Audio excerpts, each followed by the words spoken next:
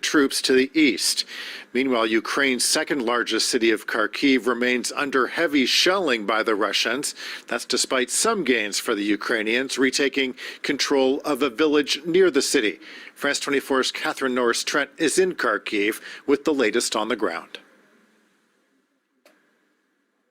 The situation here remains very tense. There have been several loud explosions heard in Kharkiv this afternoon, and local authorities say again there have been dozens of strikes around the city and in the northern and eastern suburbs in the past 24 hours. We ourselves witnessed incoming fire in residential areas and then towards the north of the city where most residents have fled, but a few people still hanging on there and sheltering in basements. We've also been told there's heavy fighting going on out on the outskirts of the city on two fronts, in the northwest near Derahashi and further towards the southeast. There's a front there heading towards the city of Izum. So very fierce fighting continuing around this key city, which is in the northeast of the country. Lots of strikes, as I said. There have been fires. This morning, the fire services from Kharkiv went to put out blazes in 10 residential buildings there, where fortunately there were no casualties reported, because a lot of those people have evacuated and are sheltering in the subway system of this city.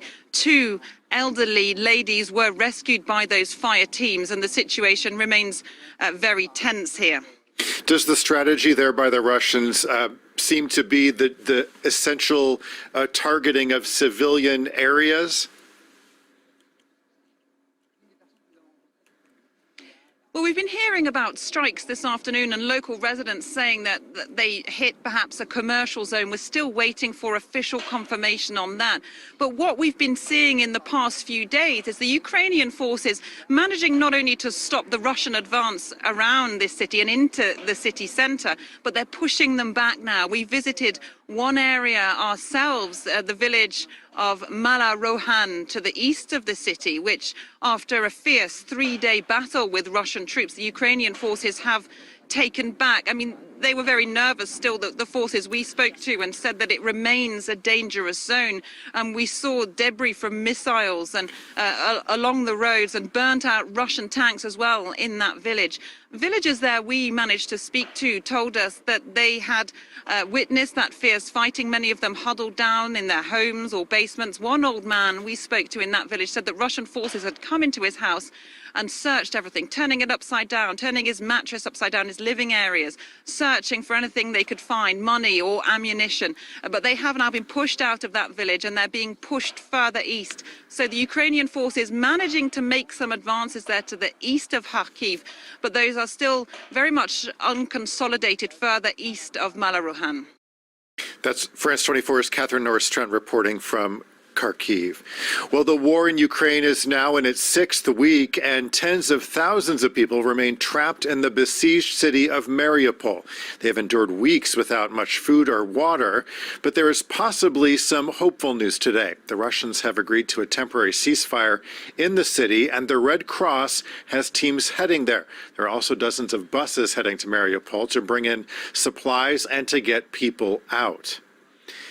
Meanwhile, the United Nations says that Russia has likely committed war crimes in Ukraine. Part of the proof, it says, is the targeting of essential services to civilians, such as hospitals. Catherine Kadir-Clifford has the story.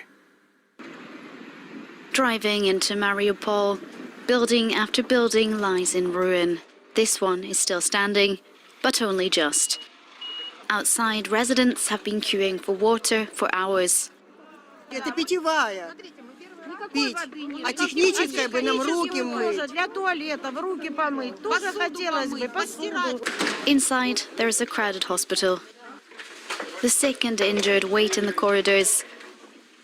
The hospital has not stopped functioning throughout constant bombing since the war began. Всего не хватает. Медикаментов не хватает. В первую очередь медикамент. Такого не было видно ни в Югославии, ни в Израиле, ни в Африке. Это ужас. The distress of weeks under siege is spilling out.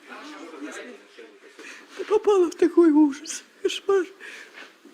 Наш дом сгорел, муж мой сгорел.